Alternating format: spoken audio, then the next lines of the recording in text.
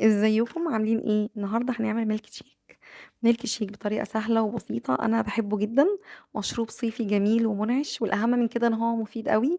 وطبعا بره البيت بقى غالي جدا، يعني هنعمله جوه البيت احلى وارخص وافيد 100 مره. وفعلا هيبقى احلى من اي كافيه شربتيه بره البيت، ده وعد. يلا بينا نبتدي وصفتنا. هنحتاج كوبايه لبن.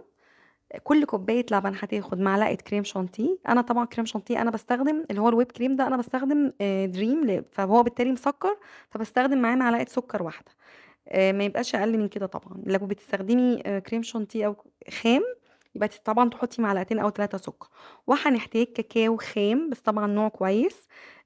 هنحتاج لكوبايه اللبن من معلقه ونص لمعلقتين، حسب طبعا نوع الكاكاو وعلى حسب كبر الكوبايه بتاعتك. انا مستخدمه كوبايتين كبار، فبالتالي حاطه 4 معالق كاكاو خام مع معلقتين كبار كريم شانتيه مع معلقتين سكر. واهم حاجه يكون اللبن ساقع ويتضرب في الخلاط ضرب كويس جدا جدا. دي اهم حاجه. يتضرب في الخلاط كويس، عشان كل ما بيتضرب كل ما الوايب كريم شانتيه يعني بيديني تقل اكتر، بيتقل اكتر.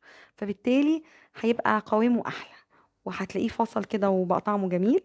طبعا لو عندك تلج وتقدري تحطيه في الخلاط يتضرب معاهم، هيبقى روعة وهيبقى اجمل. انا بصراحة الخلاط بتاعي مش بيقبل تلج.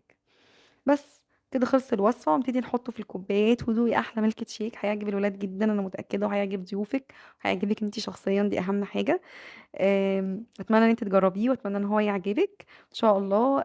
نعمل وصفات عصاير كتير في الصيف إن شاء الله كتير مع بعض.